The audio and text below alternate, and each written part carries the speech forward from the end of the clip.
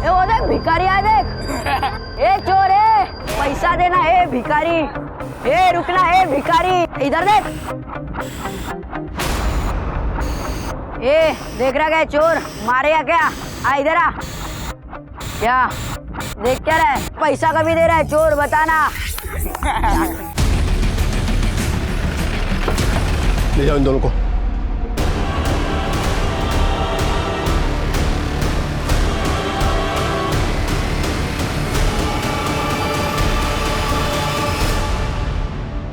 नमस्कार, मैं Renuka Shahane crime petrol के इस नए अध्याय गुमराह बचपन में आपका स्वागत करती हूँ। एनसीआरबी यानी कि नेशनल क्राइम रिकॉर्ड्स ब्यूरो के आंकड़ों के मुताबिक भारत में हर साल 35,000 से 40,000 जुवेनाइल क्राइम्स होते हैं। किसी बिल्डिंग की मजबूती उसकी नींव से होती है, ऐसी ही हमारी जिंदगी की मजबूती हमारे बचपन से होती है। अच्छे बुरे की पहचान या फिर गुनाह की शुरुआत बचपन से ही होती है। बचपन का एक हादसा आपको गुनाह की तरफ ले जा सकता है।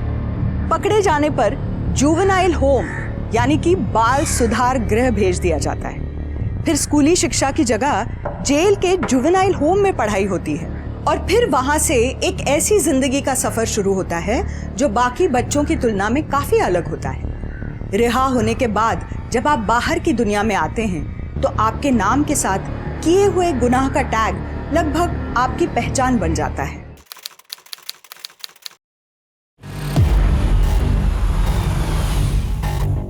हेलो अक्षय भाऊ, गाड़ी आली। अब बाहर निकलो फटाफट, आज गेम कर देंगे नक्की।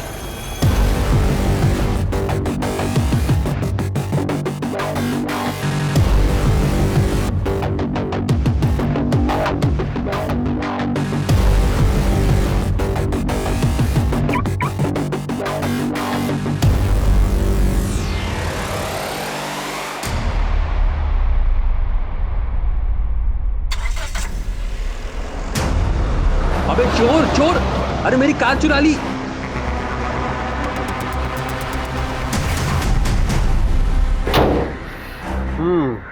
गाड़ी की कंडीशन तो ठीक है और ये पेपर भी पूरे ही हैं, तो वादे के मुताबिक ये लो पूरे 5 लाख रुपए। अब ये आपकी। Thank you.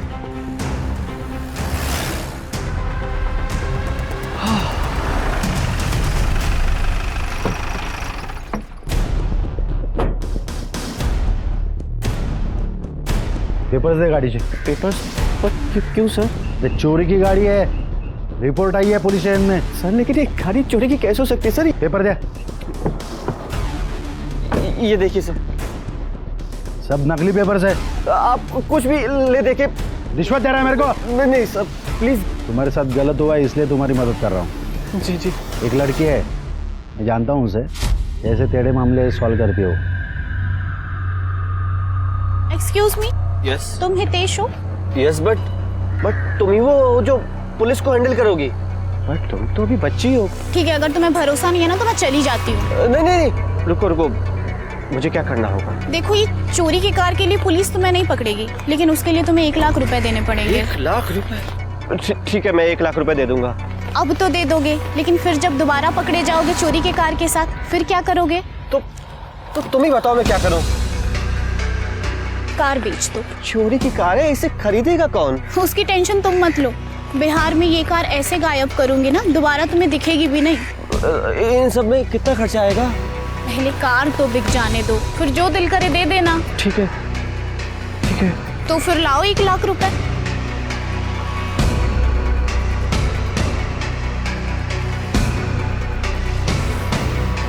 हाँ मैडम जी, आपका ड्राइवर आया है कार लेने के लिए।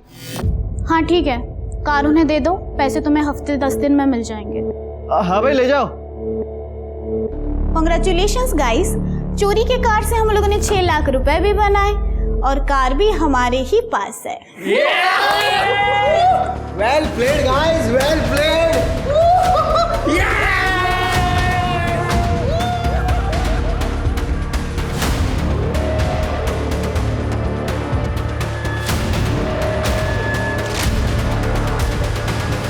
ये लो अपना हिस्सा खरीद, बहुत अच्छा काम है।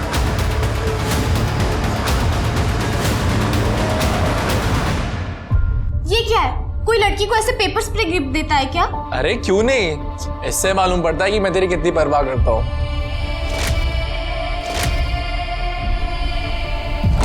अक्षय, हाँ? पड़ोस से शालिनी ताई मिलने आई, कह रही है कुछ अर्जेंट है। अक्षय भाऊ प्लीज मेरी मदद करो। प्रेमनगर के मंदिर से मैं बाहर निकल रही थी तो किसी ने मेरी गले की चेन। हाँ पड़ता इसमें मैं आपकी कैसे मदद कर सकता हूँ? पूरे मोहल्ले वाले तो बोलते हैं कि आप ही सबकी मदद करते हो। प्लीज कुछ तो करो वरना मेरा पति शाम को आके मुझे मारेगा। अक्षय इतना क्या सोच रहा है? अगर तू शालिनी की मदद कर सकता है तो करना।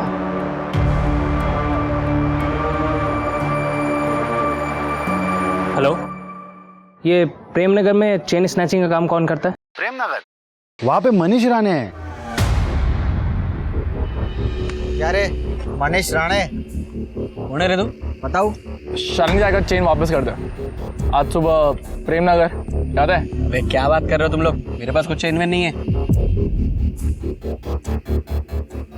देख आखिरी बार कह रहा हूँ, वापस कर दे।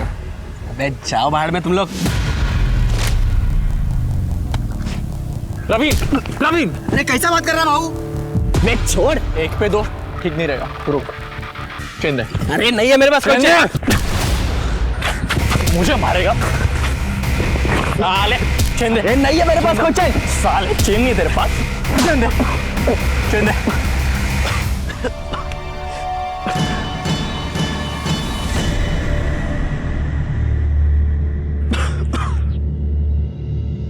चल उठ, चल हाथ दे। ये क्या थकेला काम करता है बे? ताई भाई का चेन वेन चुराने का? हाँ बड़ा काम कोई देता नहीं है, पालने के लिए कुछ तो करना पड़ेगा ना।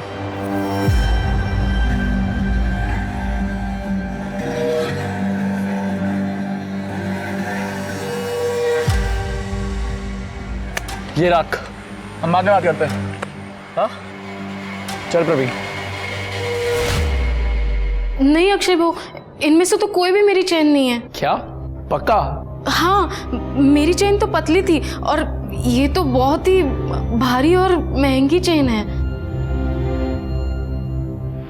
ठीक है ये चल जाएगा। नहीं ये मैं नहीं ले सकती। अरे शालिनी इतना सोच मत, ले ले। थैंक यू भाऊ।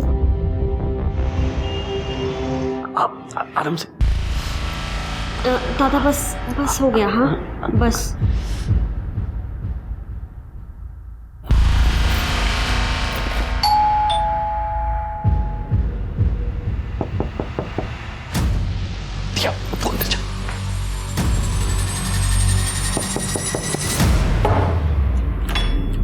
अब क्या लेने आए हैं?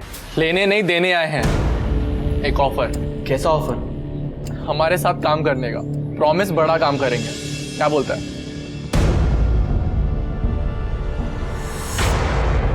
ये मेरी बहन है दिया। 5 साल पहले माँ बाप मर गए थे, तब से यही मेरी दुनिया है।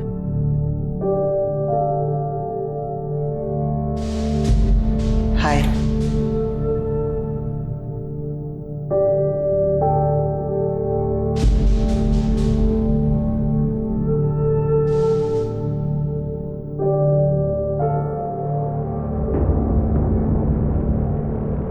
भाऊ एक बड़े काम की टिप मिली है, आप बोलो तो कुछ बड़ा कर सकते हैं। एक होलसेलर है शांतिलाल चड्डा, उसका अपने एक बंदे के साथ लफड़ा चल रहा है। 6-7 महीने से पैसे भी नहीं दिए। लेकिन ये सब तुझे कैसे पता? शांतिलाल चड्डा का ड्राइवर, उसने टिप दी। मोटा पैसा लग रहा है, मेरे को थोड़ा सोचने का टाइम है।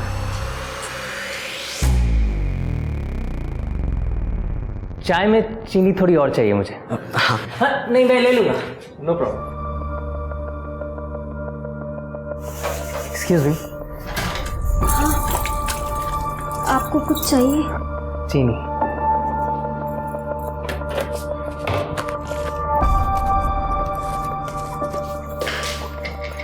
एक मिनट में।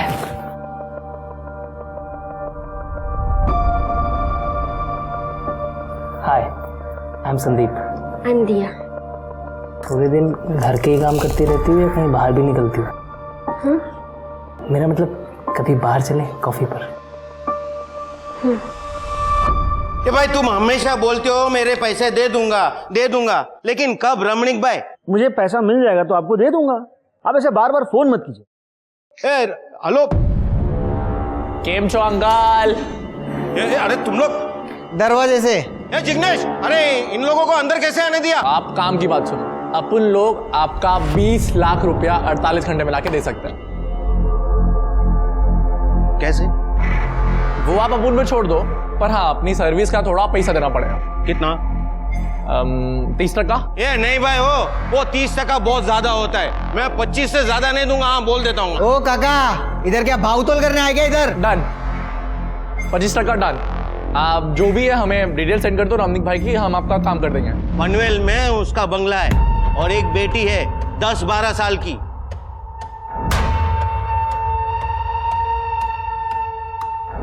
दिया को भूल जा प्रवीण, तुझसे बड़ी है। लेकिन अक्षय बाबू, पूजा भी तो तेरे से बड़ी है, इसकी वजह से तू थोड़ी ना रुक गया। गाड़ी स्टार्ट कर। पापा प्लीज मुझे बचा लो, पापा प्लीज। बेटा बेटा तुम चिंता मत करो, मैं तुम्हें बचा लूंगा। मैं आपको कुछ नहीं होगा बेटा। अगर मेरी बेटी को कुछ हुआ ना तो देख। डायलॉगबाजी छोड़ और काम की बात सुन। बच्ची के 10 लाख रुपए और शांति भाई के 20 लाख रुपए अलग से, और अगर पुलिस के पास गया या कुछ भी घोची किया, तेरी बेटी किधर फेंकी हुई मिलेगी मालूम ही नहीं पड़ा, समझा क्या? हाँ बोल, चाय पी तो है? अरे नहीं बाबा, विदाउट शुगर पी रहा हूँ। सर एक खबर आई है, न्यू इंटरनेशनल स्कूल के सामने एक 10-12 साल की बच्ची का किडनैप हुआ है। कई टीचर्स, मेड्स ने और पेरेंट्स ने इस बात को कंफर्म किया है। कंप्लेंट आई है? सर यही सबसे ज्यादा चौंकाने वाली बात है, किसी ने FIR नहीं लिखवाई है। लड़की की डिटेल्स? सर बच्ची का नाम वीरती है, बिजनेसमैन रमणीक ठक्कर की बेटी।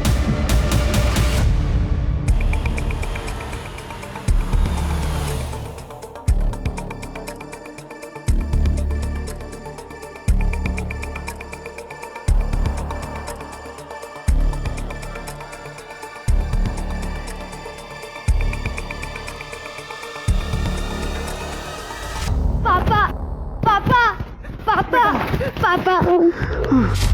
अरे वाह, पूरे 20 लाख है, धन्यवाद। अरे धन्यवाद नहीं अंकल, आप हमारा हमें 25% दे दो, धन्यवाद क्या। अरे हाँ, ये लो 25% के हिसाब से ये तुम्हारा 5 लाख। पूरे 15 लाख। इतना बड़ा हाथ तो हमने कभी नहीं मारा, यकीन नहीं होता यार, ये सब अपने पैसे। ये सब कुछ सिर्फ मनीष की टिप की वजह से हुआ है, तो इसके लिए तुझे बड़ा इनाम मिलना चाहिए।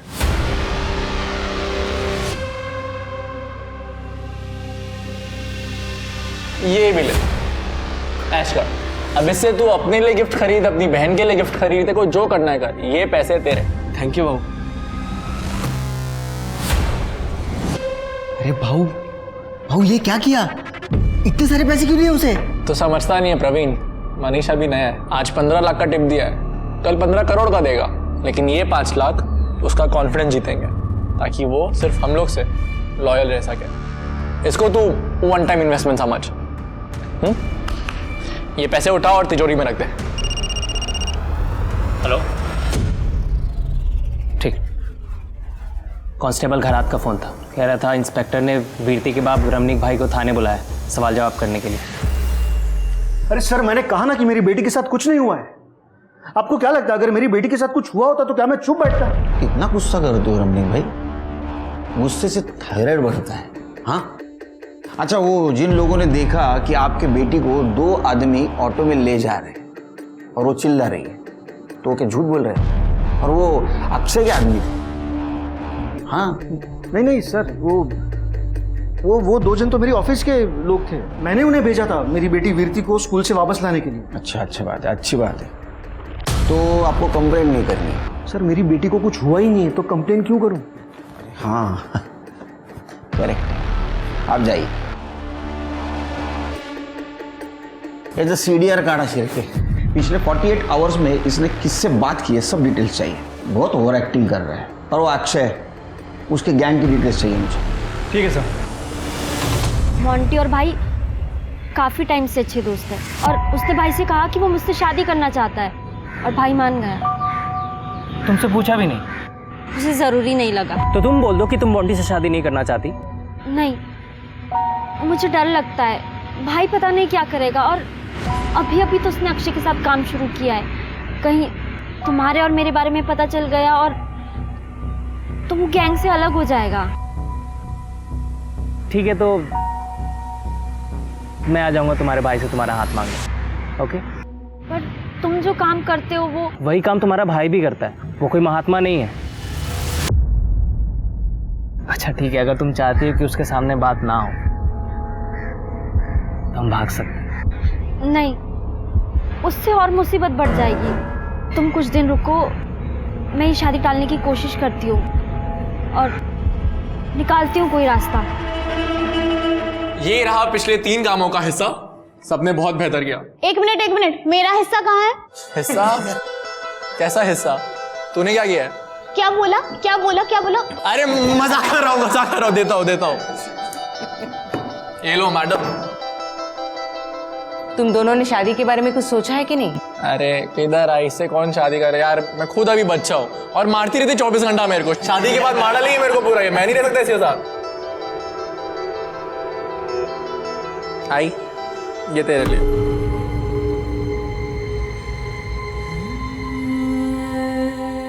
तेरे पापा जाने के बाद ये मेरा पहला जेवर है। अक्षय बाबू, आई मेरे को ना आप लोगों को एक खुशखबरी देनी है। हाँ बोलना। मैं ना दिया की शादी करा रहा हूँ। कांग्रेचुलेशंस। अच्छा है, ये तो बहुत अच्छी बात है। अक्षय बाबू, मैं ये कह रहा था कि थोड़े और पैसे एडवांस मिल जाते तो शादी धूमधाम से होती। एडवांस तो पॉसिबल नहीं है, अभी तो सारे पैसे दिए। हाँ, पर मैं गिफ्ट के तौर पे 6 लाख रुपए दे सकता हूँ, चलेगा? अक्षय बाबू, थैंक यू सो मच। देख मोंटी, मैरिज हॉल की अगले महीने की डेट मिल रही है, क्या बोलता है?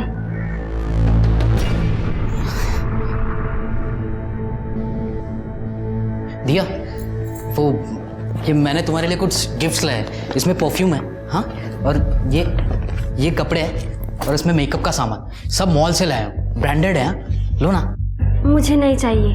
अरे यहाँ बैठ, ये सब रख ले, सारी ब्रांडेड चीजें। इतने टाइम में मुझे तो कुछ दिया नहीं, तुझे दे रहा है, रख ले। और हाँ, शादी के बाद भी इसे ऐसे ही हैंडल कर, ठीक है? यार अक्षय, तुझे कितना टाइम लगेगा? और शॉपिंग पे जाना है मुझे। 4 बजे सारी शॉप्स बंद हो जाते हैं। पूजा यार 1 मिनट, इसका हिसाब नहीं मिल रहा है हमें। तब बड़ा लफड़ा कैसे हो गया समझ नहीं आ रहा। यार तेरा ये सब रोज का है।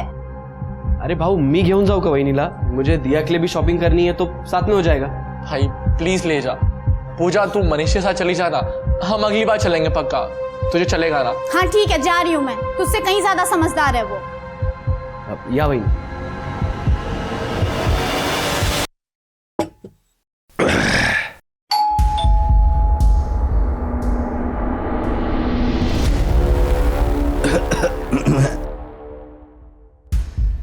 दिया, तुम यहाँ आओ ना।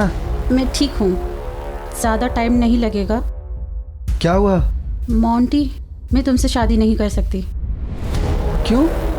क्योंकि मैं किसी और से प्यार करती हूँ और ये सब नहीं रख पाऊंगी। सॉरी, मैं चलती हूँ।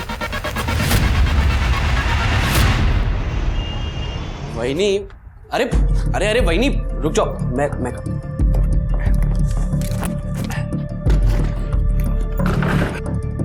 अरे वाह मनीष, तू तो बड़ा स्ट्रांग निकला। और नहीं तो क्या वहिनी, रोज जिम करता हूँ मैं। हाँ ठीक है, लेकिन पंजे में तुम मुझसे जीत नहीं सकता, समझा? क्या बात कर रहे हो वहिनी? लगी शर्त? लगी शर्त? अरे वहिनी, आप नहीं हरा पाओगे, मैं दिखाता हूँ। देख मैं तुझे कैसे हराती हूँ।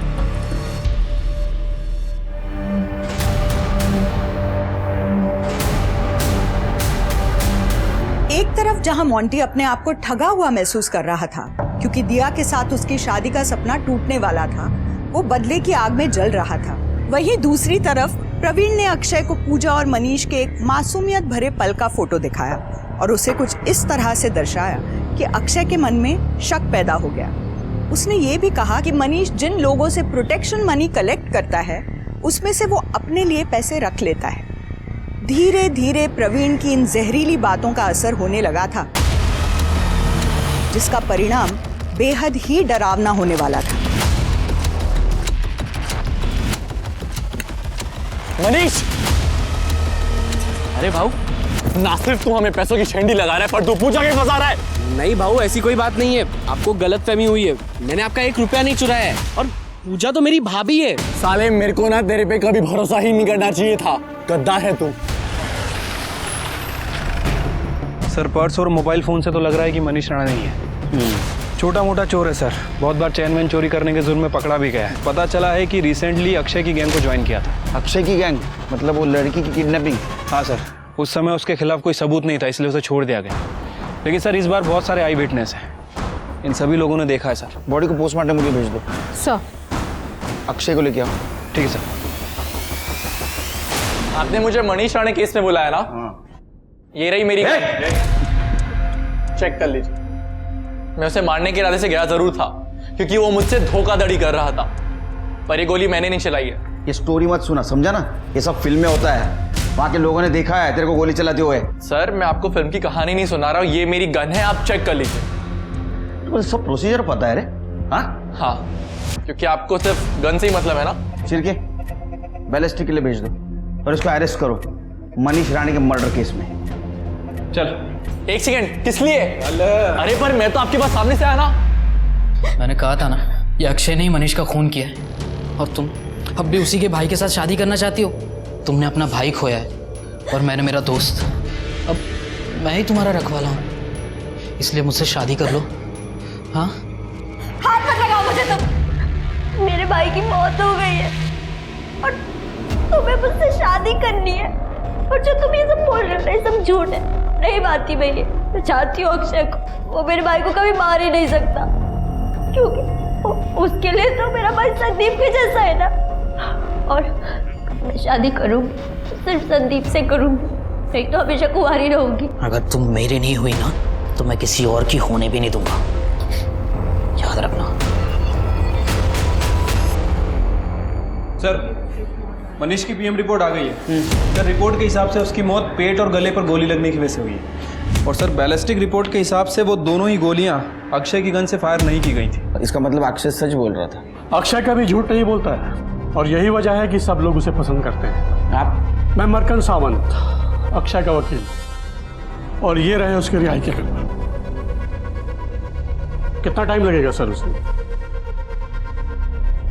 सर सगळे डॉक्युमेंट साइन करून घेतले। हम चले सर? चाय मंगाओ? Thank you. जाइए। 1 सेकेंड सर, एक बात कहूँ आपसे, आप है ना असली किलर को ढूंढिए, क्योंकि मैं भी वही करने वाला हूँ। मनीष के लिए इतना तो बनता है।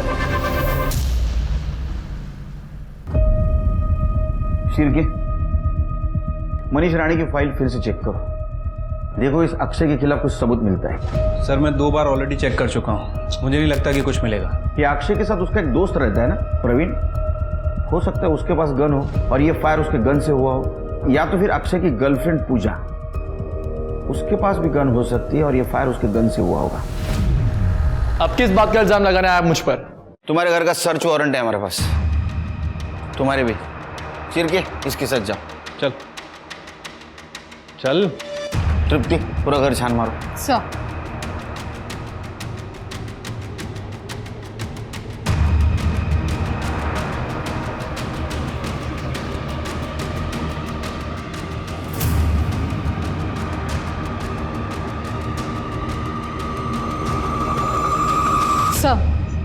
कुछ नहीं मिला। सर प्रवीण के घर में भी कुछ नहीं मिला।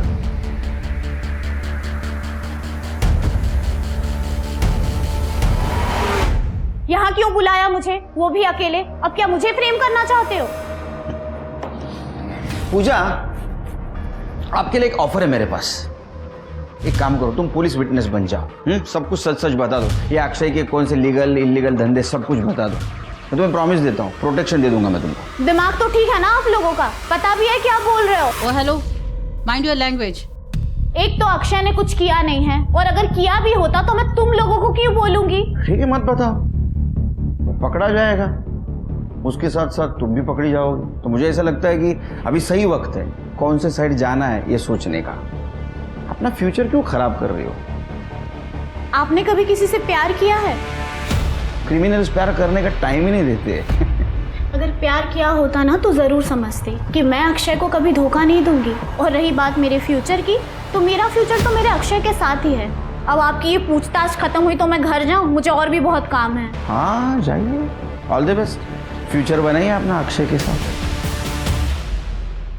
शिरके, प्यार सच में आंधा होता है। सर, हे लोग सगळे एडे डोक्याचे आहेत। ये अक्षय कोई नया क्रिमिनल नहीं है। अक्षय जब स्कूल में था ना, तभी वो उसने एक लड़के का मर्डर किया था। लेकिन सर, अक्षय के केस की इन्वेस्टिगेशन में ये सब बातें तो सामने नहीं आई हैं। नहीं, उस वक्त वो माइनर होगा ना, तो रिपोर्ट क्लासिफाइड नहीं होगी। उस वक्त इन्वेस्टिगेशन ऑफिसर कौन था? 6-7 साल पहले दिनेश भोसले साहब सीनियर ऑफिसर थे, उन्होंने केस हैंडल किया था। ये लीजिए केलकर साहब, आपकी 4 चम्मच वाली चाय। Thank you. एक बात बताओ भोसले साहब, 4 चम्मच शक्कर की चाय दिमाग की बत्ती जलाए। बिल्कुल सही, बिल्कुल सही। हाँ, तो आपको अक्षय अरुंधकर के बारे में जानना है। अक्षय और उसका दोस्त प्रवीण तांबे करीब 12-13 साल के थे, जिन्होंने सूरजपत के नाम के एक लड़के का मर्डर कर दिया, गोली चलाकर स्कूल के सामने। वैसे उसके पहले भी वो दोनों छोटे मोटे क्रिमिनल बन ही चुके थे। कैसे? अक्षय अपने दोस्तों को पैसे डबल करने का स्कीम बताता था, और उसका कहना था कि उसके पिताजी ने भी इस स्कीम में काफी पैसे इन्वेस्ट किए और काफी कुछ अर्न भी किया है, लेकिन कोई भी बच्चे उस पर विश्वास ही नहीं करते थे। आखिरकार एक लड़के ने उसे 200 रुपए दिए, और 15 दिन बाद ये ले तेरे 200 रुपए, और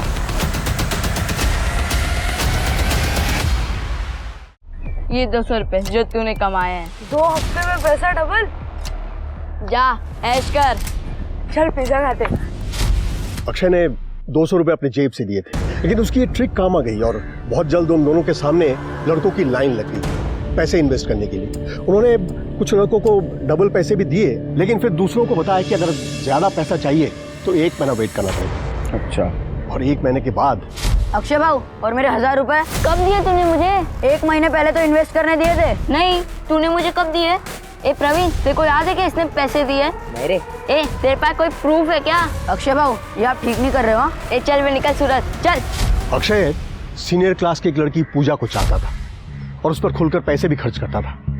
बाकी लड़कों के पैसे रिटर्न करने की उसकी कोई इंटेंशन नहीं थी। तो सूरज ने पूजा को जाकर सब कुछ बता दिया और अक्षय की इमेज खराब कर दी। तो नेचुरली उसके बाद से पूजा उसे इग्नोर करने लगी, नेग्लेक्ट करने लगी। इससे अक्षय आग बबूला हो गया। अक्षय के पिताजी एक बहुत जाने माने रियल एस्टेट एजेंट है, उनके पास लाइसेंस गन भी है, और ऐसा कहते हैं कि उन्होंने ही अपने बेटे को गन चलाने की ट्रेनिंग दी थी। पैसा कभी दे रहा है चोर, बताना। दोनों को जुवेनाइल होम भेज दिया गया, और इसका नतीजा ये हुआ कि अक्षय के पिताजी को काम मिलना बंद हो गया। 1 साल के अंदर वो बीमार हो गए और उनकी मौत हो गई। उसके बाद उसके बड़े भाई संदीप ने भी कई जगह काम ढूंढने की कोशिश की, लेकिन एक मर्डरर के भाई को कौन नौकरी देगा। 5 साल के बाद वो दोनों जुवेनाइल होम से वापस आए। अक्षय, अक्षय, अक्षय, कैसा है तू? तू ठीक है ना? आज अगर तेरे बाबा होते ना तो बहुत खुश होते कि तू घर वापस आया है। अक्षय,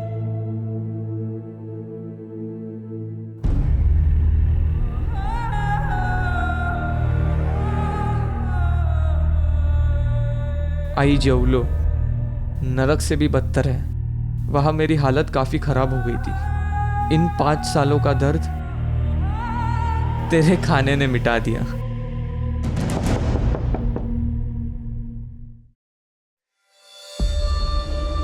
प्रवीण? संदीप दादा, मेरे पापा ने मुझे घर से बाहर निकाल दिया है। मुझे पता नहीं मैं कहाँ जाऊँ। सही जगह आया है तू, अंदर आ जा।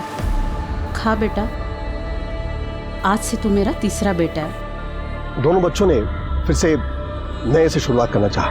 अक्षय की माँ ने तो कई स्कूल में उसका एडमिशन करने की भी कोशिश की। ए चोर है, ए चोर, अंदर स्कूल में क्यों आया?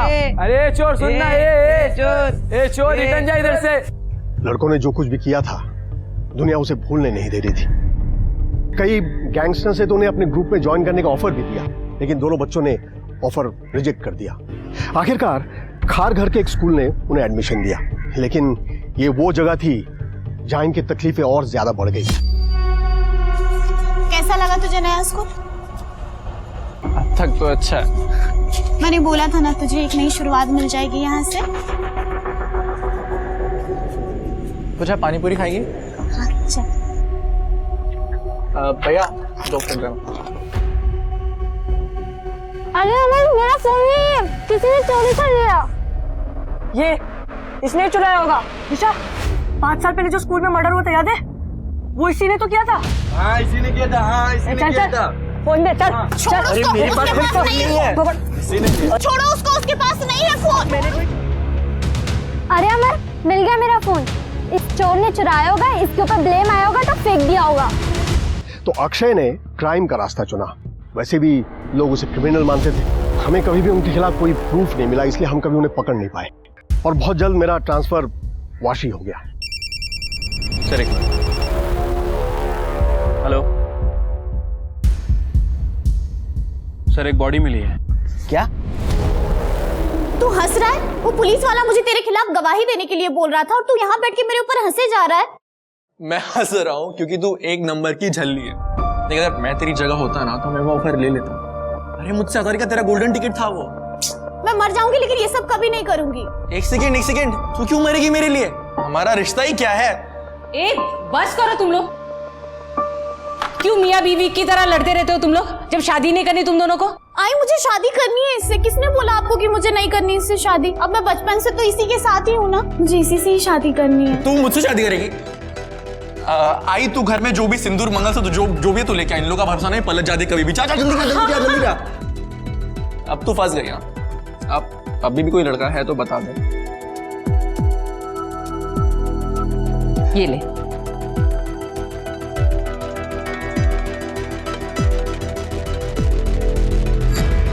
कॉन्ग्रेचुलेशंस, आज से तू पूजा अरुणडेकर बन गई है।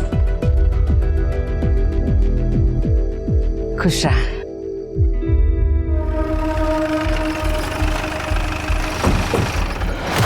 गोली हार्ट और स्टमक पे लगी है।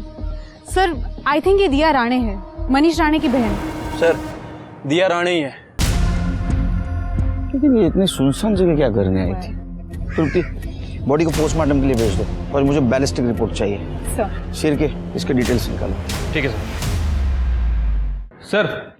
खबर मिली है कि दिया एंगेज थी और कुछ महीने बाद उसकी शादी मोंटी दुबे से होने वाली थी। इसका मतलब ये काम किसी एक तरफा लवर ने किया होगा या तो एक्स बॉयफ्रेंड ने। सर हो सकता है। वैसे सर ये भी पता चला है कि दिया इस शादी से खुश नहीं थी। उसका अफेयर संदीप अरुणडेकर के साथ चल रहा था। संदीप अरुणडेकर मतलब अक्षय का बड़ा भाई? हाँ सर। तो इसका मतलब अक्षय के पास मर्डर का मोटिव है। ले क्या उसको? सर आप हर क्राइम मुझ पर ही डाल रहे हैं। और वैसे भी मैं दिया को क्यों मारूंगा भला? क्योंकि दिया को लग रहा था कि उसके भाई का मर्डर तूने किया है और इसलिए दिया ने तेरे भाई संदीप से शादी करने से मना कर दिया। जो गुस्सा आया तूने उसको मार दिया। सर दिया ने मुझे खुद फोन करके कहा था कि वो मान ही नहीं सकती कि मैं मनीष को तकलीफ पहुंचाऊंगा। मर्डर तो बहुत दूर की बात है सर। तेरे इस कहानी पे मैं यकीन कैसे करूं? आप मेरा फोन रिकॉर्ड चेक कर लो। मैं खुद दिया की मौत से टेंशन में हूँ सर। मेरे भाई का रो रो के बुरा हाल है। आप जानते भी कि उस पर क्या बीत रही है। जैसा कि अक्षय ने कहा था, फोरेंसिक रिपोर्ट में भी क्लियर हुआ कि उसकी गन दिया को मारने के लिए इस्तेमाल नहीं हुई थी। मकरन सावंत ने ठीक समय पर आकर अक्षय को आजाद करवा लिया। पुलिस ने संदीप और मोंटी दोनों से पूछताछ की और दोनों ने ही मर्डर में अपना हाथ होने से इनकार किया। संदीप ने दिया के मैसेजेस पुलिस को दिखाए जिसमें साफ लिखा था कि वो उसके साथ भागकर शादी करना चाहती है क्योंकि वो मोंटी से शादी नहीं करना चाहती थी। पुलिस को पता चला कि पनवेल के एक गन सप्लायर ने दिया के मर्डर से ठीक 1 दिन पहले एक लड़के को गन सप्लाई की थी। जब सप्लायर को अक्षय, संदीप और प्रवीण की फोटो दिखाई तो उसने उन्हें नहीं पहचाना। पुलिस ने जब मोंटी की फोटो दिखाई तो सप्लायर ने बताया कि मोंटी ने ही गन खरीदी थी। पुलिस ने मोंटी को शक के बिना पर अरेस्ट कर लिया। पुलिस को लग रहा था कि ये केस भी मनीष मर्डर केस की तरह ही था। बोला? हाँ सर, वो दिया ने मुझे बताया था कि संदीप और वो एक दूसरे से प्यार करते हैं, लेकिन मैं क्या करता? मैं तो इतने सालों से उसको अपनी बीवी बनाने के सपने देख रहा था और मुझसे वो भूल ही नहीं जा रही थी सर। फिर एक दिन वो प्रवीण ने मुझे बोला कि मैं कितनी बड़ी बेवकूफ़ी करने जा रहा हूँ। ये प्रवीण कौन? अक्षय का दोस्त? हाँ सर, प्रवीण वही मुझे उस जगह पर लेकर गया था जहाँ पर वो संदीप और दिया को मैंने हम बिस्तर देखा। मोंटी यार, मुझे तेरे लिए बहुत बुरा लग रहा है यार। शादी तेरी तय हुई है और वो संदीप दिया के साथ मजे कर रहा है। तेरा दिल बहुत बड़ा है, तेरी होने वाली बीवी को तू किसी और के साथ देख सकता है। अब मैं क्या कर सकता हूँ? वो दोनों तो प्यार करते हैं ना एक दूसरे से। प्यार? प्यार बोलता है? देख भाई, तेरा तो पता नहीं, लेकिन अगर तेरे बदले मैं होता ना, दिया को जिंदा नहीं छोड़ता। तो तेरा क्या मतलब है? मैं भी दिया को मार दूं? मैं तो मार देता भाई, मेरी सेल्फ रिस्पेक्ट है। तू देख ले तेरे को जो करना है वो। वैसे मेरे पास वो गन डीलर का नंबर है। तो तूने गन प्रवीण के कांटेक्ट से खरीदी? हाँ, मतलब मैंने सिर्फ दिया को डराने के लिए गन खरीदी थी, उसे गोली नहीं मारना चाहता था। तो फोन किसका आया था? फोन कोणाचा आला होता? प्रवीण का। एक बात बता, तू दिया को मारते मारते रुक गया, हाँ? प्रवीण को कैसे पता चला? इसका मतलब प्रवीण वहां था। मुझे नहीं मालूम। एक काम करो सिर्फ, 23 अगस्त को प्रवीण दोपहर 2 से 4 के बीच कहाँ था ये चेक करो और उसके घर की 2 बार तलाशी लो। अगर वो दिया को मार सकता है तो मनीष को भी उसने मारा होगा। और सुन, अगर तेरी बात झूठ निकली तो ये बालों का झूला बना के झूलूंगा। सर आप फिर आ गए? ये सर्च करो सर, पूरा कोना कोना सर्च करो, कुछ ना कुछ जरूर होगा।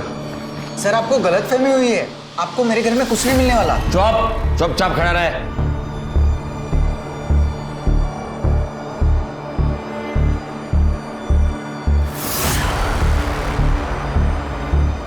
सर कपड़ में कुछ नहीं है।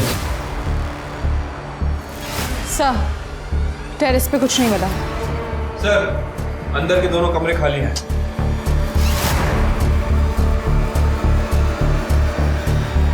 देखा सर, मैंने कहा था कुछ नहीं मिलेगा। आप लोग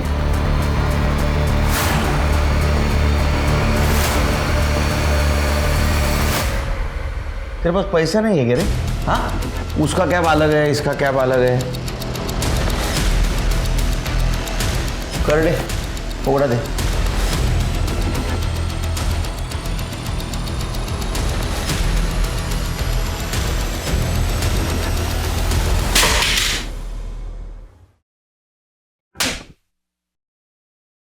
दिया और मनीष को जिस गन से फायर किया था वो गन तेरे घर में मिल गई। इतना ही नहीं, जिस जगह उनका मर्डर हुआ वहां का तेरा लोकेशन दिखा रहा है। तो जब अक्षय और मोंटी ने दिया और मनीष के ऊपर गन तानी थी, उन्हें कॉल किया था मोंटी को, है ना? CDR में दिखा रहा है। इतना सबूत हमारे लिए काफी है। तेरे लिए चाहिए और सबूत? बता, क्यों मारा उनको? इतने सालों से सिर्फ मैं ही अक्षय का सच्चा दोस्त था। अरे सर, वो सूरज को उसने 4 गोली मारी थी, बिना किसी गलती के सूरज के मर्डर में भागीदारी बना दिया मुझे। हम लोग 5 साल जुएनाल में साथ में रहे, हर तरीके के टॉर्चर, दर्द सब साथ में सहन किए।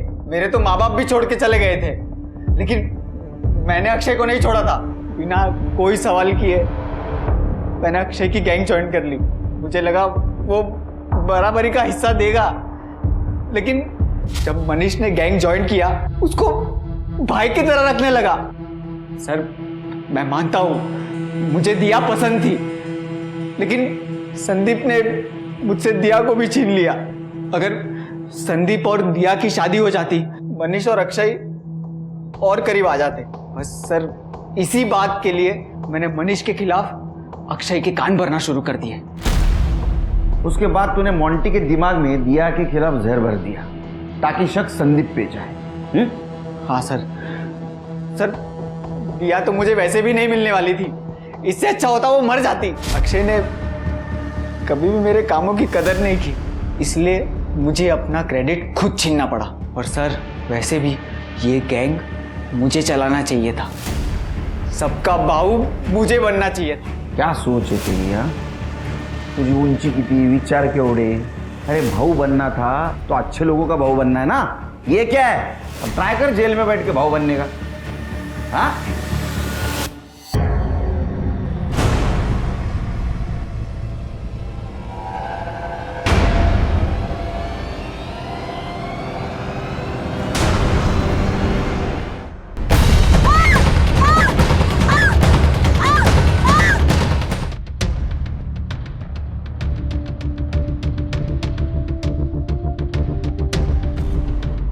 नमस्कार, मैं रेणुका शाहने क्राइम पेट्रोल के इस नए अध्याय गुमराह बचपन में आपका स्वागत करती हूँ। जीवन हमारी यादों का पुलिंदा होता है।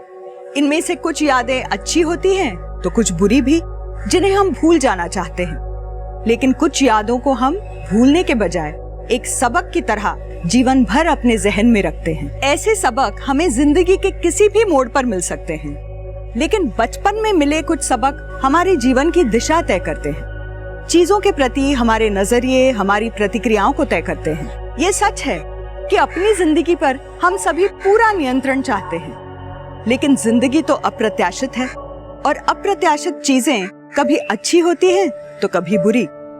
जो चीज अप्रत्याशित नहीं है वो है बुरी चीजों के लिए हमारी प्रतिक्रिया, जिसे नियंत्रित करना हमारे हाथ में होता है। अक्सर जब ये प्रतिक्रियाएं अनियंत्रित हो जाती हैं, तो चौंकाने वाले अपराध सामने आते हैं। ऐसे अपराध जिन्हें समझना और सुलझाना दोनों ही टेढ़ी खीर जैसा होता है।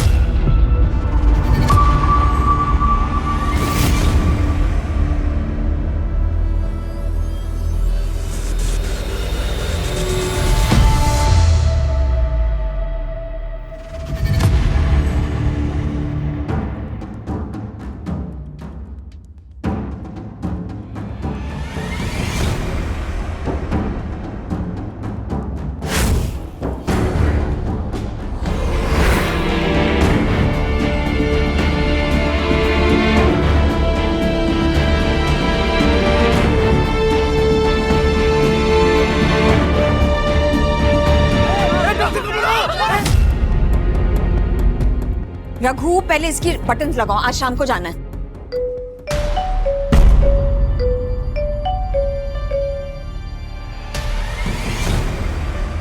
हेलो, हाँ जी मैडम, आपका सूट तैयार है, एकदम रेडी है जी, आप शाम को आके ले जाना। आंटी, वो मनु ने पूरन का सर फोड़ दिया, सब घेरे खड़े हैं उसे। रघु, संभाल लेना। चल चप्पल पे।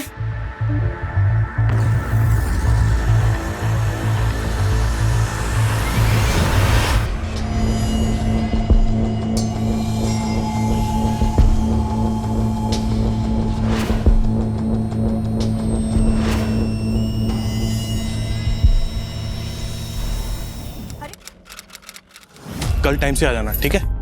ये सारा सामान कल लोड करवाना है, ठीक है? जाओ।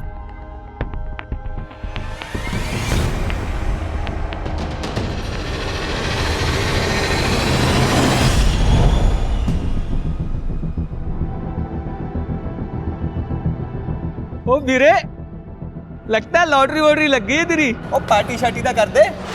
ये रख दो। क्या हुआ, आप परेशान लग रहे हो? तुम तो जानती हो कि पैसों के साथ मेरी किस्मत अच्छी नहीं है। अब तो लग रहा है कि ऐसे ही फिजूल में ये चिटफंड की जिम्मेदारी ले ली। आप चिंता मत करो, मैं इसे संभाल के रखूंगी।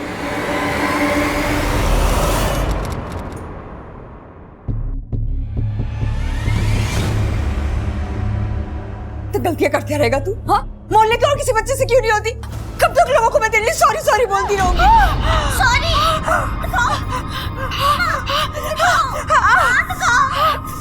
सॉरी कर रहे क्या?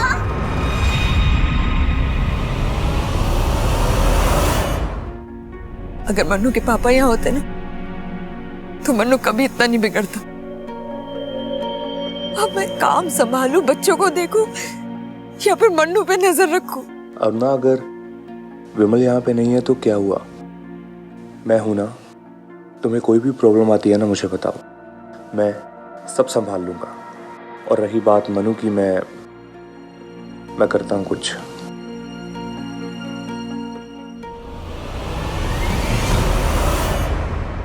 अरे गुड़िया, ये तुम्हारे लिए नहीं है। देखो, मैं तुम्हारे लिए ना दूसरी बनाऊंगा, बहुत अच्छी वाली। दे दो। अरे मेरी बात मानो, देखो पापा की अच्छी बच्ची हो ना, गुड़िया हो ना पापा की। देखो सुनो, दो मुझे, दो। अरे गुड़िया, है तुम्हारे लिए नहीं है। मैं ना मैं बहुत अच्छे रंग की, इसी रंग की बना के दे दूंगा फिर तुम्हें, ठीक है? दे दो। नहीं। दे दो। अरे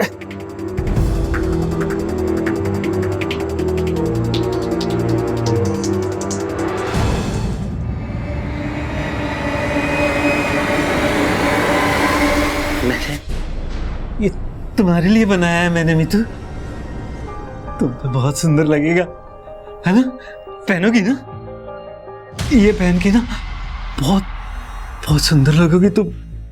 हाँ, बहुत सुंदर लगोगी तुम। मैंने बनाया है, मैंने। मैडम सब मेरे साथ चलिए ना। वो मेरे घर पे मेरा बेटा पागल। हुआ क्या? बताइए हुआ क्या? मेरा बेटा है ना, वो उसके पास गन है सर। मैं जब दुकान से घर वापस गई ना तो वो मेरी बेटी के ऊपर गन तान के खड़ा था सर। आप लोग मेरे साथ चलिए वरना वो पता नहीं क्या कर देगा। चलिए ना।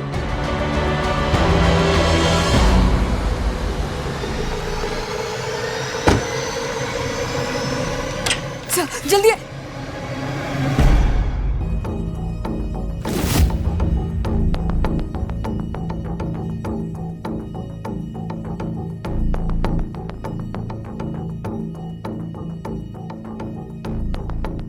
असली है सर। यही है आपका बेटा मन्नू। जी।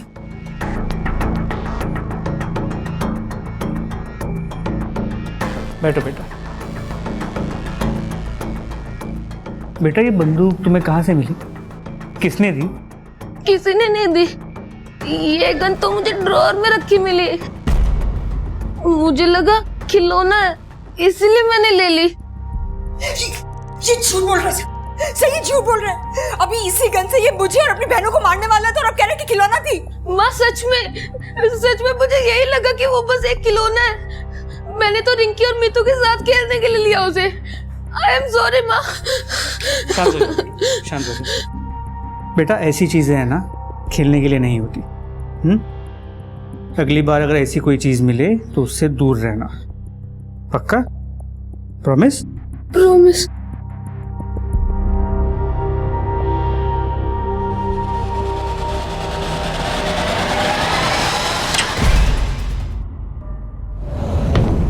समाना कि मन्नू मेरा बेटा है लेकिन वो बहुत खतरनाक है। आप उसे ऐसे अकेले छोड़ के नहीं जा सकते। छोड़ना तो हमें आपको नहीं चाहिए। इस तरह गैर कानूनी तरीके से आपने घर में बंदूक रखी हुई है। कहाँ से आई वो बंदूक? मुझे नहीं पता, शायद मेरे पति की होगी। बुलाइए अपने पति को। भाग गया सर। हम सबके चिटफंड के पैसे लेकर 1 साल पहले ही भाग गया। सर मुझे नहीं पता कि मेरे पति का वो 1 साल से गायब है।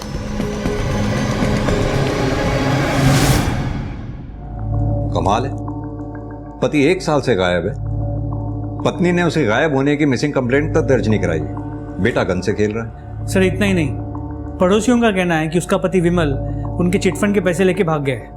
हो सकता है इस केस में कुछ बड़ा ना हो सिवाय एक बिगड़ैल बच्चे के, लेकिन सच्चाई तो पता करनी ही पड़ेगी। ये गन किसी बड़े केस की शुरुआत लग रही है। सर मैं अपने सोर्सेज से पता करने की कोशिश करता हूँ ये गन किसने और कब खरीदी थी। और साथ ही इस विमल के चिटफंड के बारे में भी पता करो। क्या सच में ही वो लोगों के 10 लाख रुपए लेके भागा था या फिर कहीं छुपा बैठा है? ठीक है सर।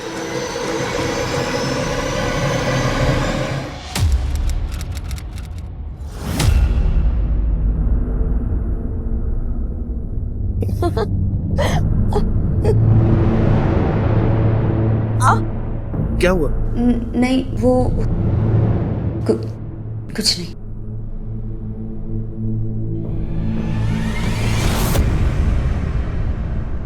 कौन है? कौन है वहां? कौन है? कौन है यहां? क्या हुआ? कोई था यहां पे? कोई था? हाँ। तुम भी ना? कोई नहीं, चलो आओ ना।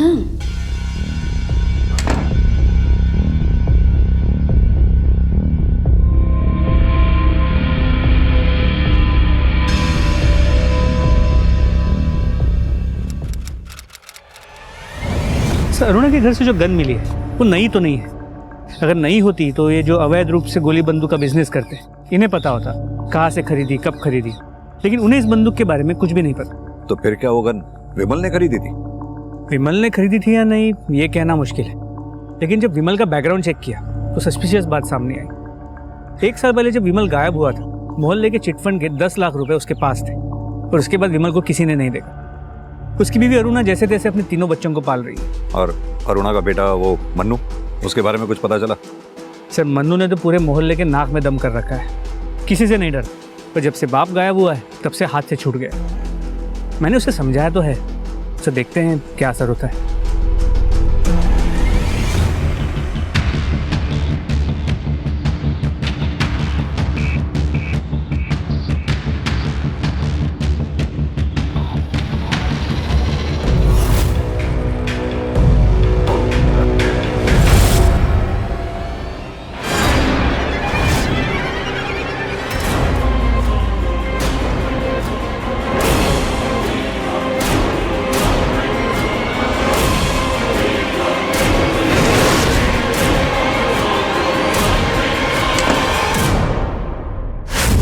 बच्चों का खाना बना रही थी ना, इसलिए दुकान पहुंचने में देर हो गई।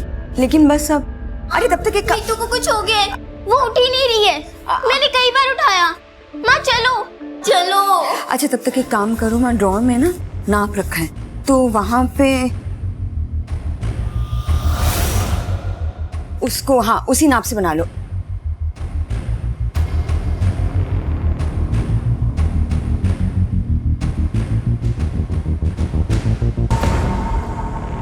मीतू मीतू मीतू मीतू। अरुणा का डर आखिरकार सही साबित हुआ था। उसकी बेटी मीतू की जिंदगी शुरू होने से पहले ही खत्म हो गई थी। कौन था उसकी मौत का जिम्मेदार? रहस्य सिर्फ इतना ही नहीं था इस केस में, बल्कि अरुणा के पति विमल की गुमशुदगी और उसके बेटे मनु का अजीब लेकिन डरावना व्यवहार भी अपने में बहुत से राज समेटे हुए था। पुलिस के सामने सवाल थे, मगर उनको ईमानदारी से जवाब देने वाला कोई नहीं था। विशेष रूप से अरुणा, वो पुलिस के सामने शुरू से ही चीजों की आधी अधूरी तस्वीरें पेश कर रही थी।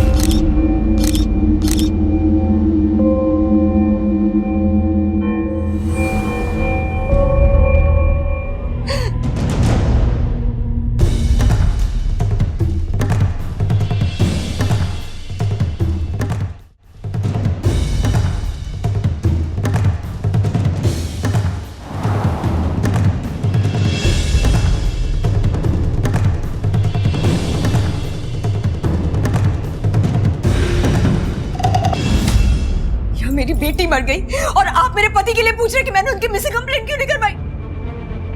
सवाल तो पूछना पड़ेगा अरुणा। 1 साल पहले तुम्हारा पति गायब हुआ था, उसके बाद तुम्हारे बेटे को घर के अंदर से गन मिलती है, और अब मीतू की हत्या, वो भी घर के अंदर। तीनों कोइंसिडेंसेस नहीं हो सकते। मैं विमल का सच नहीं जानती हूँ सर। मैं बस इतना जानती थी कि अगर आप उसे पकड़ लेते तो उसे जेल में डाल देते, इसलिए मैंने कभी इन्फॉर्म ही नहीं किया पुलिस को उनके बारे में। अरुणा, 10 लाख रुपए थे विमल के पास। इतने पैसों के लिए तो कोई कुछ भी कर सकता है। दूसरी बात, तुम्हारे बेटे मनु का ये हिंसक स्वभाव बहुत बुरा लगता होगा ना उसे, जब आस पड़ोस वाले उसके पिता को चोर कहते होंगे। क्या तुम्हारे मनु का हिंसक स्वभाव विमल के गायब होने की वजह से है? मनु हमेशा से ऐसा हिंसक और सनकी था, हमेशा से।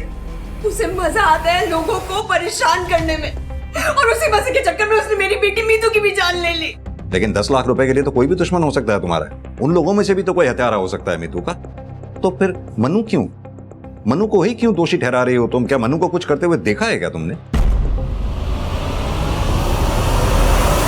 सर, मीतू के पोस्टमार्टम रिपोर्ट के मुताबिक उसकी मौत रात 12 से 2 बजे के बीच हुई। तकिए से दम घोट के उसे मारा गया है। क्राइम सीन पे मिले सर्कमस्टांशियल एविडेंस के मुताबिक घर की खिड़की खुली हुई थी, खिड़की के बाहर चप्पल के निशान थे। जाहिर सी बात है ये काम मन्नू का तो हो नहीं सकता, किसी बड़ी उम्र के आदमी का ही होगा। तो एक बात समझ में नहीं आ रही कि फिर ये अरुणा अपने बेटे मन्नू का ही नाम पे क्यों अटकी हुई है कि उसी ने अपनी बहन मीतू को मारा है। एक काम करो, अरुणा के दुश्मनों की एक लिस्ट बनाओ, उनके कॉल डिटेल रिकॉर्ड से उनकी एलिबाई चेक करो। रात 12 से 2 बजे के बीच में वो लोग कहाँ थे पता करो, और अपने खबरी नेटवर्क को भी एक्टिव करो। उनसे कहो कि अरुणा के पति विमल के बारे में जो कुछ भी पता लगे पता लगाएं। सर,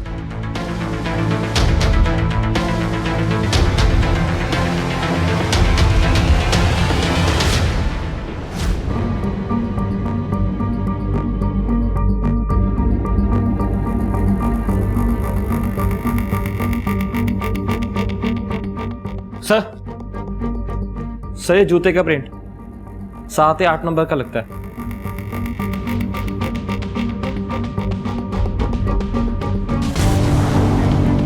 मेरे पास बहुत काम है साहब, मैं आपकी कोई मदद नहीं कर सकता।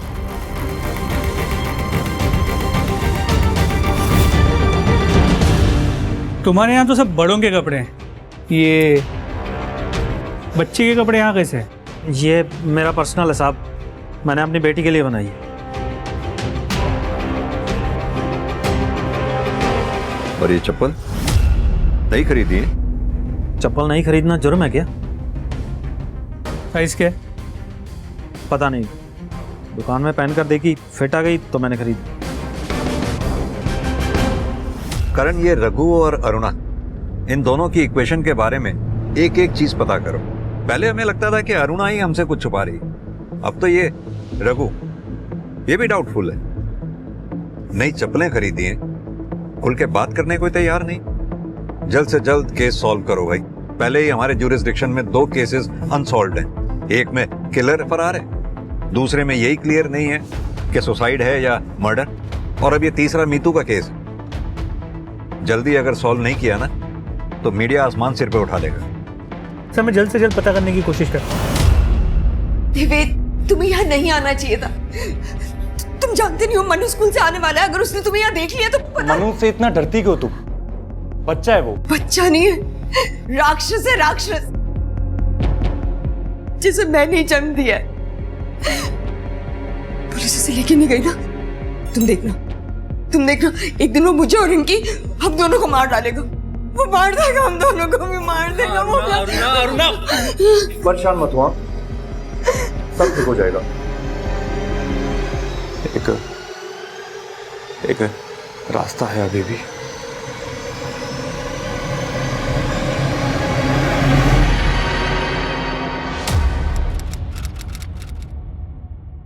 करण, इन बच्चों के केसेस में भी अभी तक कुछ हाथ नहीं लग पाया हमारे।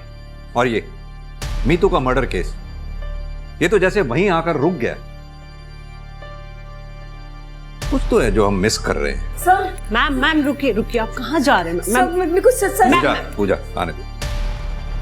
सर मेरा मनु कहीं गायब हो गया है। गायब हो गया? वो मार देगा, हम दोनों को भी मार देगा। अरुणा, परेशान मत हुआ, सब ठीक हो जाएगा। एक रास्ता है अभी भी। सर अब मैं इसे नहीं संभाल सकती, हाथ से निकल गया है मेरे। आज भी इसे बेहोशी की दवा दी है तब यहाँ ला पाई हूँ। आपने अच्छा किया, अच्छों को सुधारा है हमने, इसे भी सुधार देंगे। आराम से घर जाइए आप।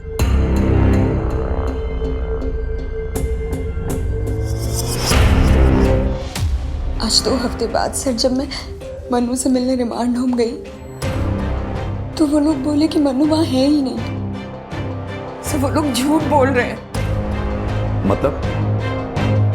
सर मुझे कुछ समझ नहीं आ रहा है। मैं खुद मनु को वहां छोड़कर आई थी सर, और अब वो लोग कह रहे हैं कि मनु कभी वहां आया ही नहीं। आप लोग प्लीज मेरे साथ चलिए ना, आप लोग चलेंगे ना तभी वो लोग असलियत बताएंगे कि उन्होंने मेरे मनु के साथ किया क्या है। प्लीज चलिए मेरे साथ प्लीज।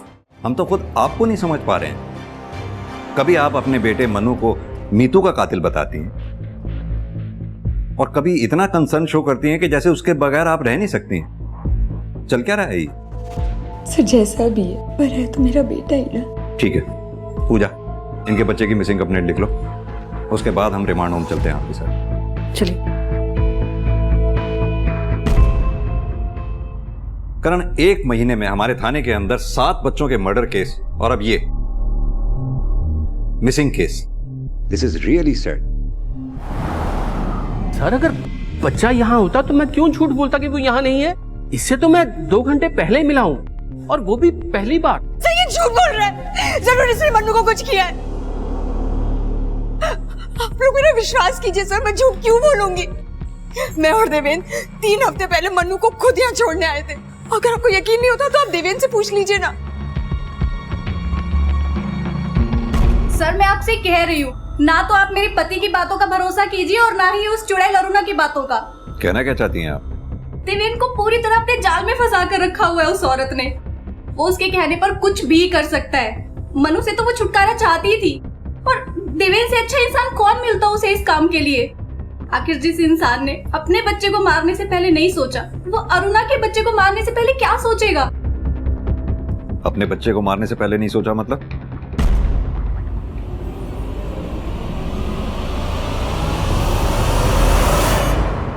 देखिए सर, हमारे पास इतने पैसे नहीं थे कि हम बच्चे की जिम्मेदारी उठा पाते, इसलिए हमने बच्चे को गिरवा दिया। और वो बावली बबीता इसे मर्डर बोल रही है। हमने सुना है तुम्हारे और अरुणा के बीच में कुछ। नहीं सर, ऐसा कुछ नहीं है। विमल मेरा एक अच्छा दोस्त था, इसलिए उसकी बीवी की मदद कर दिया करता हूँ। और अगर एक बार के लिए मान लिया जाए कि हम दोनों के बीच में कुछ है, तो मैं उसके बच्चे को क्यों नुकसान पहुंचाऊंगा? क्योंकि तुम्हारे कोई बच्चा नहीं है। तुम आसानी से अपनी बीवी बबीता को छोड़कर अरुणा के पास जा सकते हो, लेकिन अरुणा ऐसा नहीं कर सकती थी क्योंकि उसके 3 बच्चे थे। इसलिए रिमांड हॉस्टल में मनु को ढूंढने के बजाय मुझ पर टाइम वेस्ट कर रहे हैं। हो सकता है कि उसकी जान खतरे में हो। आप एक काम कीजिए कि पहले जाके उसे ढूंढिए। मैं तो यहीं पे हूं, मुझसे जब चाहे पूछताछ कर सकते हैं आप। करण, एक ही घर में पहले पति गायब होता है, फिर बेटी का मर्डर होता है, और अब बेटा गायब हो जाता है। कुछ तो बड़ा क्राइम हुआ है इस फैमिली में। सर, शेरपुर गांव में से रघु की बीवी के बारे में पता चला है।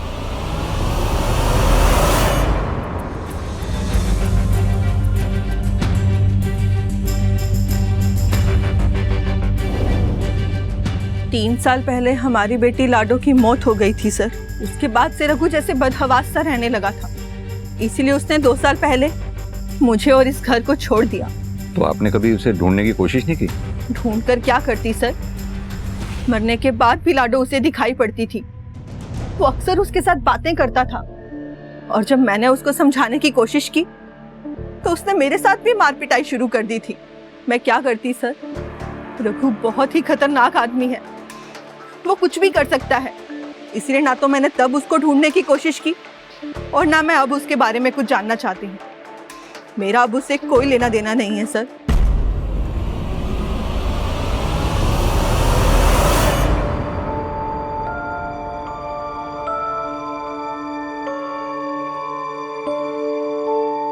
ये कौन है पापा? मेरी लाडो जैसी एक और गुड़िया, बिल्कुल मेरी लाडो जैसी प्यारी। झूठ, आपकी लाडो जैसी कोई प्यारी नहीं हो सकती, ये भी नहीं। अच्छा, रुक बदमाश।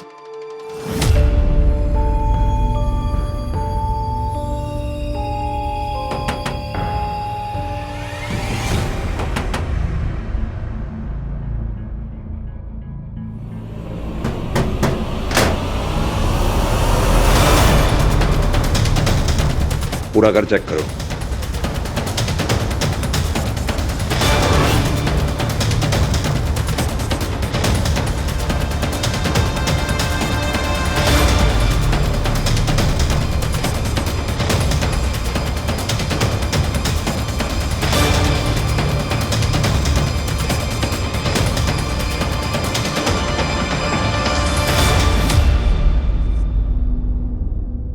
इन सारी बच्चियों में मैं अपनी लाडो को ढूंढता था, फिर मैं कैसे किसी बच्ची का खून कर सकता हूं सर? और वो पुराने चप्पल जो तूने अपने घर में छुपा रखे थे, कैसे मैच हुए उन फुटप्रिंट से जो हमें अरुणा के घर की खिड़की के बाहर मिले? हाँ सर, मैं गया था अरुणा के घर।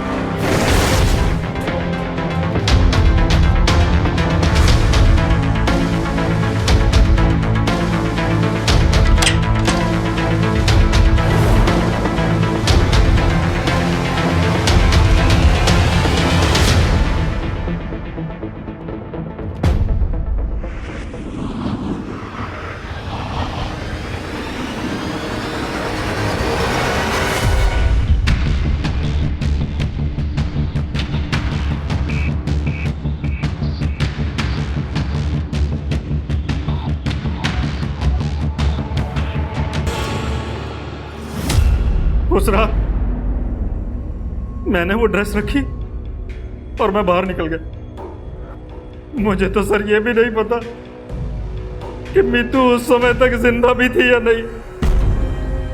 हाँ, मीतू का भाई मनु वो उस समय जाग रहा था सर, उसी ने मारा होगा उसे।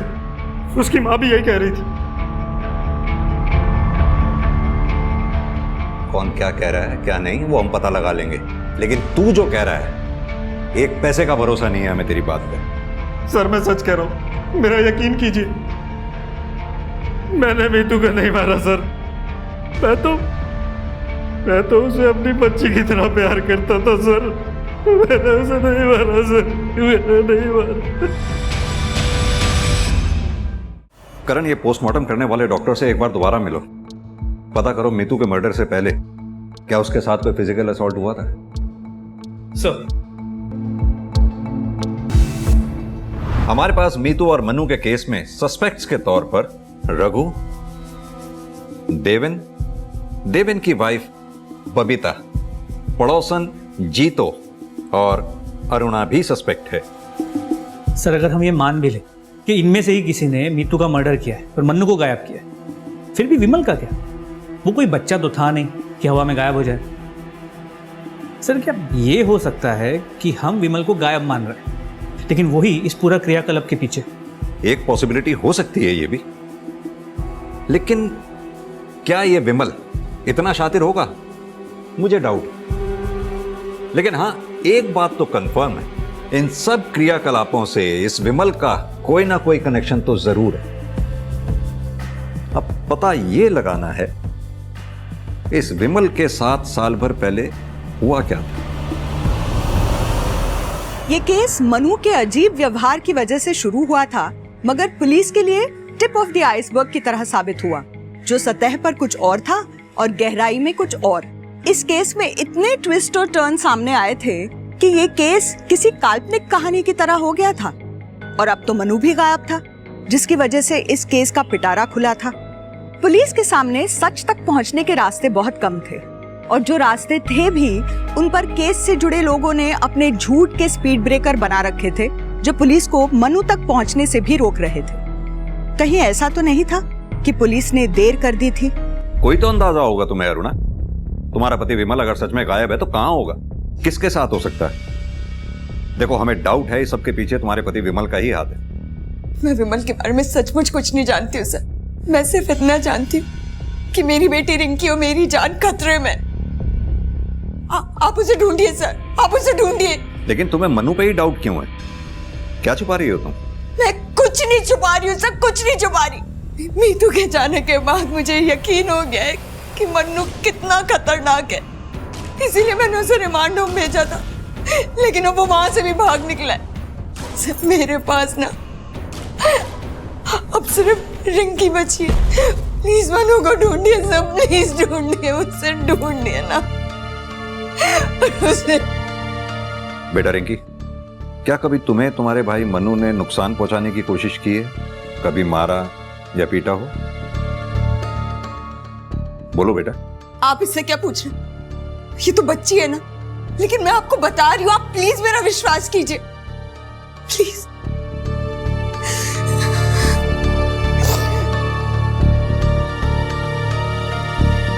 सर रिमांड होम का सर्च वारंट आ गया। करण, एक कांस्टेबल की ड्यूटी लगाओ इस घर पे नजर रखने के लिए, ताकि अगर मनु आए तो फौरन इन्फॉर्म करे। सर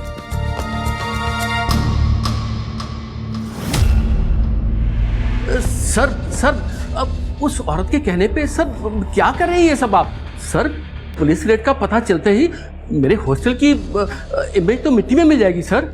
खड़े रहिए।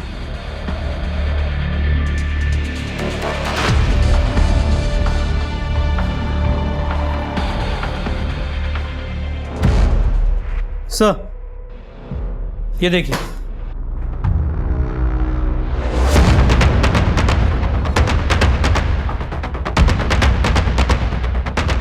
क्या है ये? सॉरी सर, दरअसल सर मनु की माँ उसको यहाँ छोड़ गई थी और मनु सर भाग गया यहाँ से। हॉस्टल की रेपुटेशन खराब ना हो सर, इसलिए मैं झूठ बोलता रहा। सर वैसे मनु सर हमारे काबू करने की चीज नहीं था सर। एग्जैक्ट लास्ट टाइम बताइए जब मनु यहाँ रिमांड होम में दिखा था।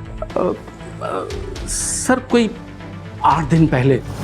अगर मन्नू यहाँ से 8 दिन पहले भागा है तो ज्यादा दूर तो गया नहीं होगा, क्योंकि उसके पास पैसे वैसे तो थे नहीं। पैदल चलकर कहाँ तक जाएगा? एक काम करो, मन्नू की फोटोग्राफ आसपास के एरिया में सर्कुलेट करवा दो, कोई तो होगा जिसने उसे देखा होगा। जी सर। Excuse me. हेलो। अच्छा ठीक है सर, एक इन्फॉर्मेशन मिली। मन्नू जिस स्कूल में पढ़ता था उसी स्कूल में आदित्य भाटी भी पढ़ता था। 1 साल पहले तक मनु भी बाकी बच्चों की तरह ही था, मगर जब से उसके फादर गायब हुए तब से वो काफ़ी बदल गया था और उसने लड़ना झगड़ना भी कुछ ज़्यादा शुरू कर दिया था और स्कूल तो ऑलमोस्ट आना बंद ही कर दिया था। आप 8 महीने पहले यहाँ प्रोमोट होकर प्रिंसिपल बने। दरअसल मेरे से पहले जो यहाँ पे प्रिंसिपल थे उन्हें रिज़ाइन करना पड़ा, क्योंकि हमारे यहाँ पर एक बच्चे की मौत हो गई थी 8 महीने पहले। आदित्य भाटी जी, हमारा सबसे लंबा अनसॉल्व केस। सर हमारा शक सही था, मन्नू आदित्य भाटी को जानता था।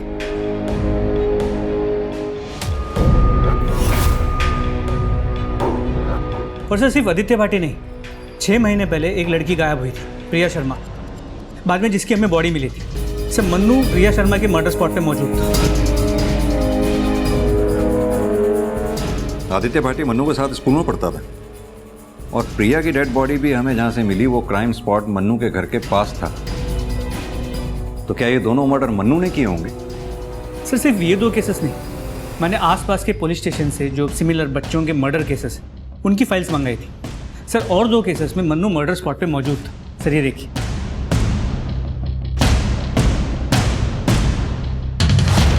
ये तो ऐसा लग रहा है ये मन्नू पिछले 1 साल में जहां जहां भी गया वहां बच्चों की मौतें हुई। और सर हमने दोबारा चेक किया, मीतू के साथ कोई फिजिकल असॉल्ट नहीं हुआ था।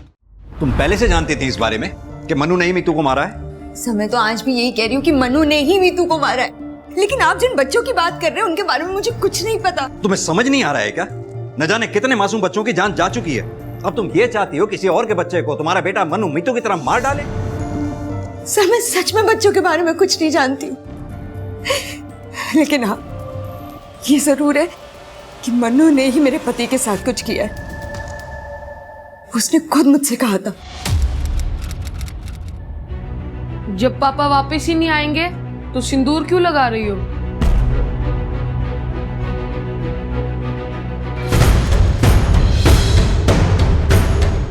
तेरे पापा जरूर आएंगे। मैं कह रहा हूं ना, नहीं आएंगे।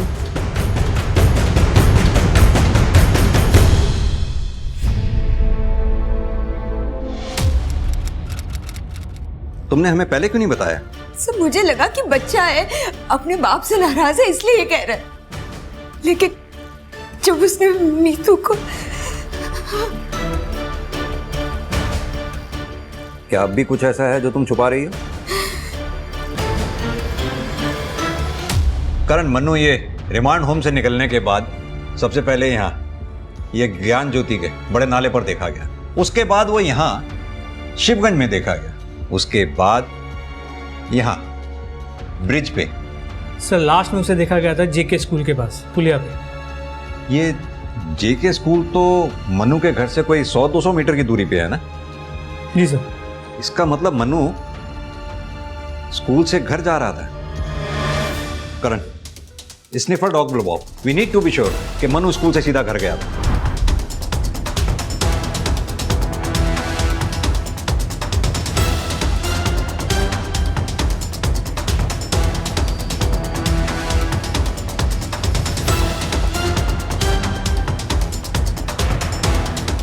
सर लगता है इधर कुछ है, इधर खोदना पड़ेगा।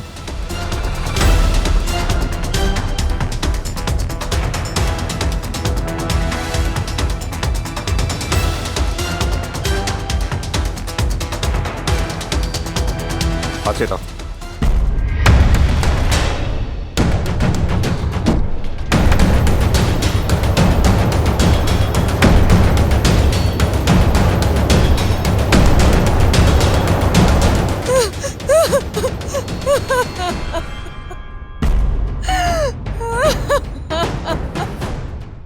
लगता है इधर कुछ है, इधर भी खोदना पड़ेगा। खोदो। 1 मिनट, हाथ से हटा। मन्नू,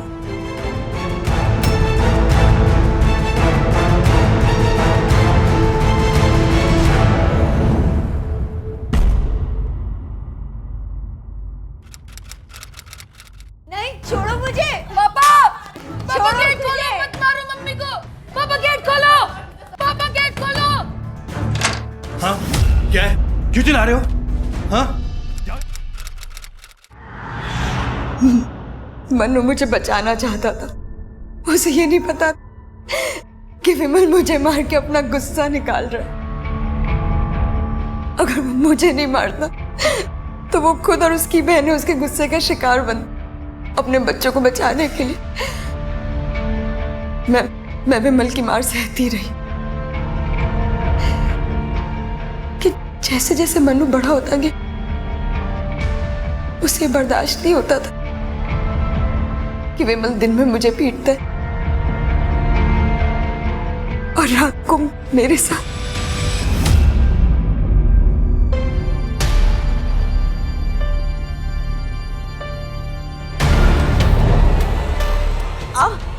क्या हुआ? विमल को रोक नहीं सकती थी और मनु को समझा नहीं सकती थी मैं। काश के इन दोनों में से कोई एक काम तुमने किया होता तो मन्नू अपने पिता को गोली नहीं मारता। विमल की डेड बॉडी से जो बुलेट हमें मिली तुम्हारे घर से जो गन हमें मिली थी उससे मैच करती है। हम ये भी जानते हैं तुम्हें पता है अपने पति की हत्या के बारे में। जी, मनु जब रिमांड होम से भागकर वापस आया था तब बताया था उसने।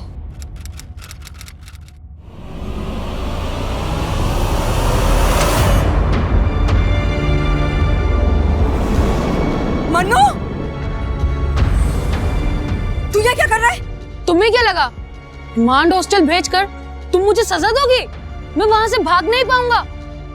अब मैं वापस आ गया हूँ। अब मैं तुम्हें बताऊंगा कि सजा क्या होती है, जैसे पापा को बताई थी। क्या क्या तूने पापा के साथ? मारकर दफना दिया था। वहां पर मीतू को भी मैं नहीं मारा था। और अब तुम्हारी और रिंकी की बारी है। रिंकी अंदर है ना? लेकिन वो मर गया। पुलिस को इन्फॉर्म करती तो मुझे जेल हो जाती। और फिर मैं रिंकी को कौन देखता?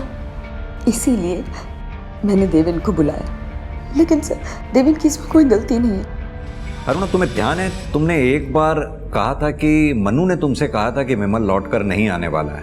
काश कि तुमने उस वक्त अपने पति की गुमशुदगी की रिपोर्ट यहाँ लिखवाई होती, या फिर मन्नू के ऊपर जो तुम्हारा डाउट था उसके बारे में तुमने हमें बताया होता, तो भी हम उन बच्चों की जान बचा पाते जिन्हें बाद में मन्नू ने अपना शिकार बनाया। मन्नू ने जो किया सो किया, लेकिन तुमने जो किया उसे हरगिज सही नहीं ठहराया जा सकता, बिल्कुल भी नहीं। सजा तो तुम्हें भुगतनी पड़ेगी, और तुमसे ज्यादा सजा भुगतेगी तुम्हारी अपनी बेटी रिंकी, जो अब आश्रम में बिना माँ बाप के जिंदगी भर रहेगी।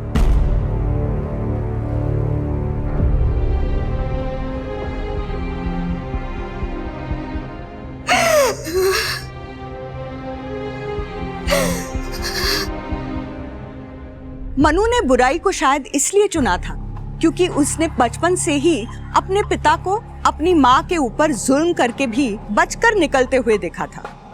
और अरुणा ने भी उसे कभी ये समझाने की कोशिश नहीं की कि उसके पिता की हिंसा गलत थी।